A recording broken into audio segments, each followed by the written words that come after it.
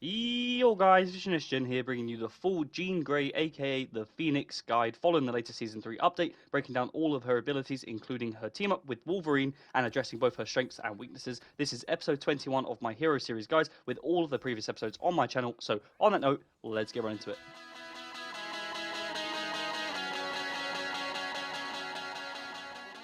So first things first, just as a general overview, Jean Grey is a duelist in this game, a hit scan DPS who carries similar abilities and playstyles to both Hela and Moon Knight, with Star-Lord-like mobility as well. She's a strong hero in this current meta, with her being strong against grouped up enemies in this poke meta as well, as long as her being capable in one-on-ones due to both her evasive abilities and her AoE, her area of effect, using both her fiery abilities and the ultimate. Now with her stats, she has a 275 base health, which is pretty lenient for a duelist, a 6 meters per second movement speed, which is pretty much standard for all of the characters, and then as for her abilities, she has the great primary attack known as the Cosmic Flames, a hit scan primary attack, which is where she launches projectiles forward, applying one spark to enemies. Now, this is the key element you need to understand with this character, is the sparks and how you ignite the explosion, which is crucial for you creating combos and taking out grouped enemies in crucial situations, especially when being that entry player for team fights, and also using her from a range perspective as well, because she can use range damage really effectively as it is a hit scan character, of course. Now, as for going back to the primary attack, with any criticals you will land, you will apply 2 sparks, and at 3 sparks, the Phoenix triggers a fiery explosion that applies 1 spark to enemies around as well, and also some healing over time to herself.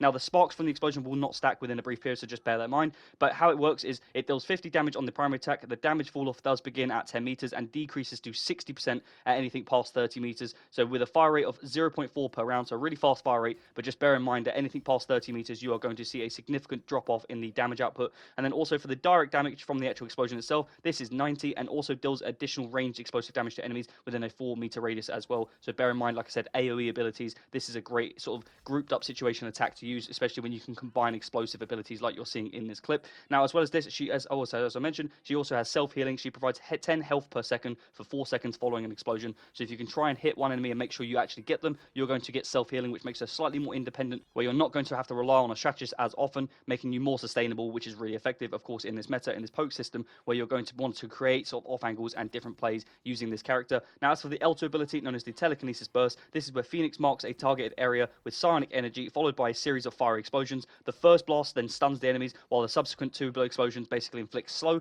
Now, it also applies 1 spark to any enemies that it hits. It deals 20 initial damage from the explosion within 2-meter radius and a 4-meter height. And then also there is, as I said, a subsequent explosion, which deals 20 explosive damage and has a radius of 3 meters and a height of 6 meters. Now, the stun only lasts for 0.3 seconds, but it is cool to have a stun. And then, like I said, the subsequent explosions slows the enemies by 30% for 2 seconds. Now, basically, how I figured out how you want to use this is sort of in straight lines of sight, where you can see multiple enemies behind that front player, so i.e. a tank, hit them, and then any players behind them are also going to be marked and sparked with that one sort of fiery hit explosion, which is really good for both slowing them down and also combining your sparks. And this ability does have a cooldown of 10 seconds, but just a general tip, I would use this as sort of the entry ability, as the starting combo of all of her abilities and her attacks, to sort of create the explosive ability and then sort of mark enemies in the explosive area and then also deal additional damage, whilst then resetting the cooldown using her primary attack and any other abilities that she has, and then you can save it again to use it as an execution later on as well. Now, as for her other ability, the L1 ability, known as the Telepathic Illusion, this is her quick escape ability, something that Moon Knight just lacks. Although he has that grapple and the quick double jump and the glide,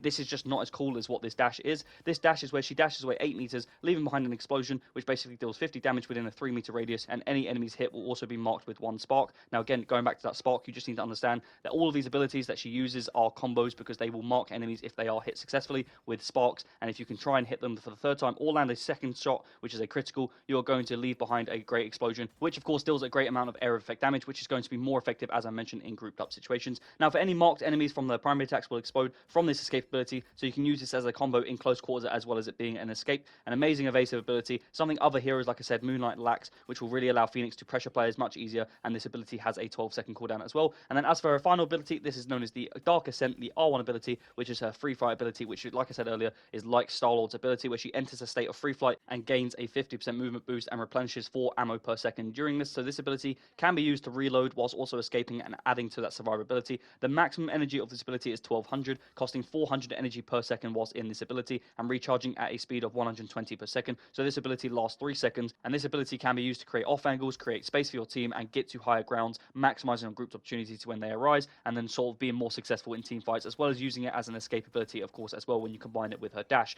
Now, as As for the ultimate ability, the End Song Inferno, this ultimate ability is awesome, but very controversial at the moment as it's believed to be very overpowered, where Jean Grey can soar into the sky with the Phoenix and crash down onto a selected area, dealing a high amount of damage to enemies while creating a shockwave that destroys enemy summons, shields, and any bonus health that they have generated, and any enemies hit are applied with 1 spark as well. This ultimate only costs 3,100 energy, which is relatively low, dealing 140 damage on the explosion, having a 10-meter radius, and then deals in a further 50 shockwave damage after. In this ultimate, you can fly in the Phoenix mode for up to 20 seconds, and when used, it provides a self-healing amount of 250 health, which is really effective, so you can use this in sort of panic situations if you want to. Of course, this is a good entry ability, again, just referring back to all of her abilities as they deal great area of effect damage, as well as marking, of course, the enemies with that spark so that you can create combos and sort of create more explosions going forward. So if you use this and mark a load of enemies with 1 hit and then land some criticals, you're going to deal a crazy amount of explosive damage and great amount of sort of AoE. Now, also, when you land, you also white room back to the exact spot you popped the ultimate from, as if the Phoenix was reborn again in that effect, which is really cool and definitely going to be really useful for the likes of this character. And then finally, as for the inevitable team ability, which was always going to be added in the game when Jean Grey or Phoenix was added into this game, is Mind's Grace, where Jean Grey imbues Wolverine with the awe-inspiring Phoenix Force, which provides herself with a 10% damage boost. This is going to be groundbreaking and is already making Wolverine busted. He is basically permanently banned in competitive at the minute,